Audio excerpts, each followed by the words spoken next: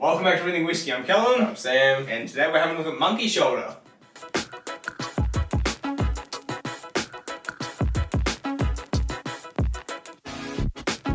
Alrighty, so Monkey Shoulder. We've been doing so many throwbacks lately. We did, what was it? Black Label. Black Label, Johnny Black Double Label. Yeah, double black, sorry. Lefroy Select. Lefroy, Dimples. We're doing a bunch of ones we tried very early on. Oh! Monkey Shoulder was like very early on. Like with scotches, this is as early as it comes for us. Thanks to Whiskey Vault. Yeah, Whiskey Vault I think was really influential on who, yeah, they tipped us off this, which was good for the time. And they're still doing it. And, Yeah. I mean, it got us into whiskey, so... Yeah, no, it really did. It was a good suggestion at our, where we were in our whiskey journey. It was a good suggestion. Now, this is a whiskey from William Grant. I'm not really sure how old it is. It's 40%, so it's basic as it gets.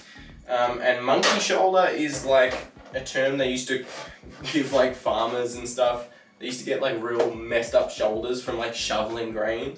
So it's kind of like a bit of a morbid, dark backstory to why it's called Monkey Shoulder. Them like shoveling all the grain and stuff. They get like messed up shoulders, so they sit like this.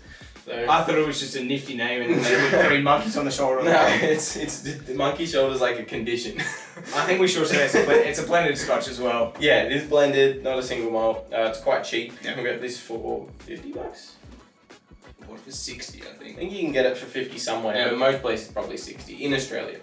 Now this one, when we first tried it, was like malty and smooth and stuff, but it was a couple of years ago. was, when we tried yeah, it. it was at least 2 years ago. I'd probably say at least 3 years ago.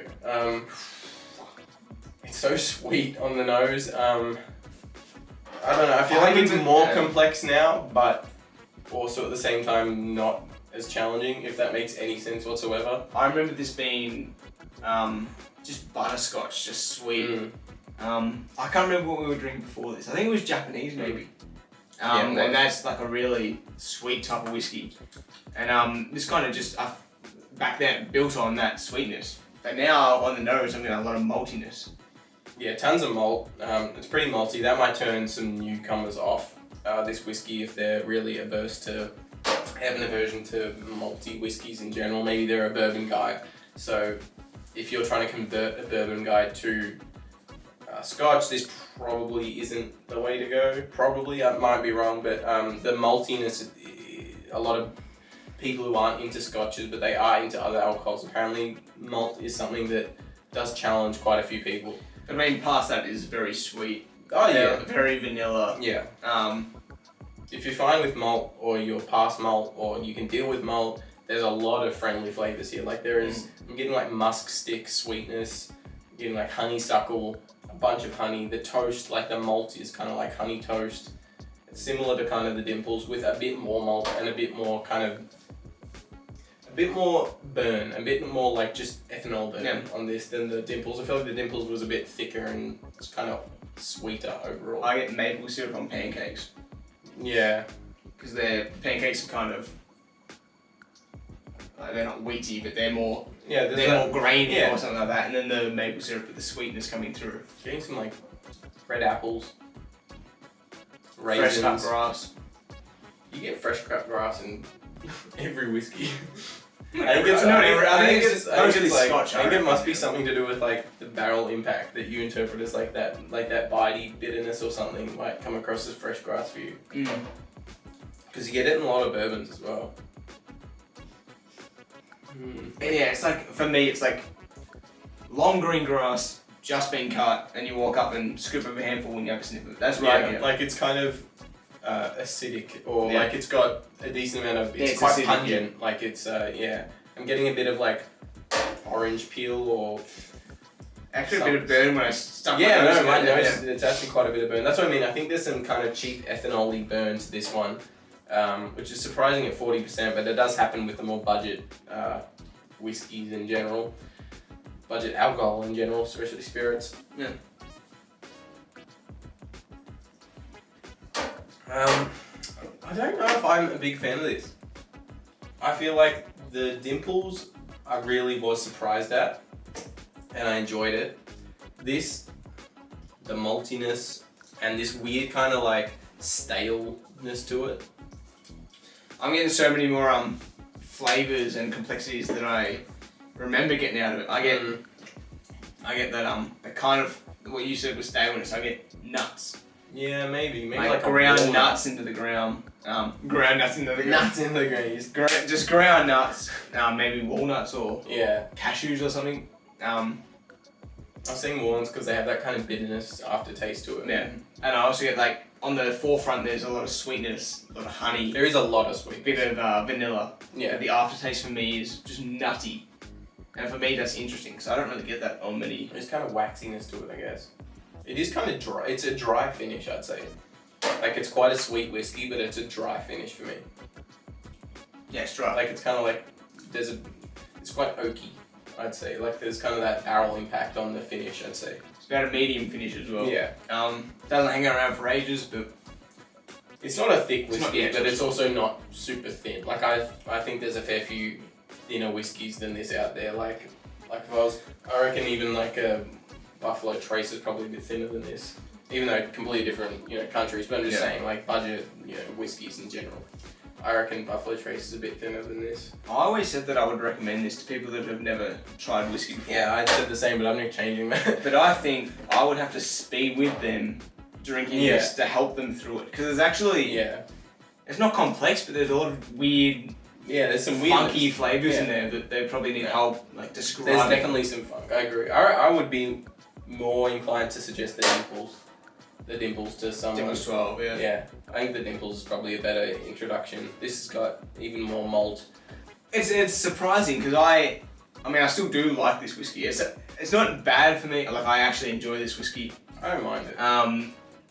It's just coming back to whiskies now that we know more about them. For me, this is more enjoyable now that I know about it. It's just interesting more than anything because you can be like, look at the difference between this and this. Now I know I can see clear differences, and that is fun. I'll give you that. That's fun. But for me, this isn't like something I will go back to particularly often. Like it's nice, but it's not. I have a lot more whiskeys that I'd prefer to drink than this. I think. Even in this category, I'd probably still go for Dimples over this. I'm trying to think of a meal that maybe like Christmas lunch, like with a turkey or something.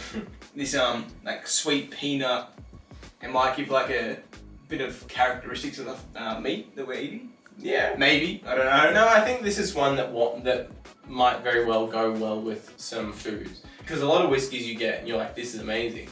I wouldn't know where the hell to pair it with anything to eat though. Like you just wouldn't drink it while you eat. This one I think you could find some spots for. I reckon white meat, especially with this. Yeah. Because it's like, it's very light. Chicken, fruity, turkey, stuff like that, yeah. I actually might try this with on the turkey on Christmas Day. Yeah. No, I think, I agree with that.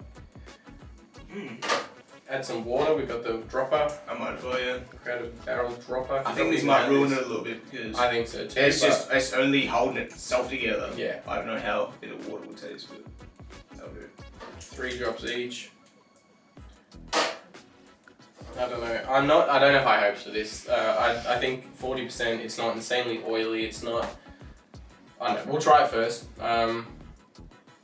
Nose doesn't change for me. No. I reckon it's a bit more nutty on the nose. A bit waxier. I think the ethanol burn backs off a little bit on the nose.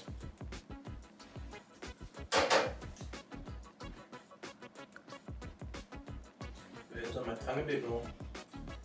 It's a bit more burn, but it makes it more interesting. Yeah, I don't think the flavours change. They're a bit, I think up the top, I think the rest of this will be a bit bland, but up the top it's a bit thicker in flavour. I actually enjoy that with a bit of water in it. It just changes it, like turns it on its head. It's a bit more burny straight off. Yeah.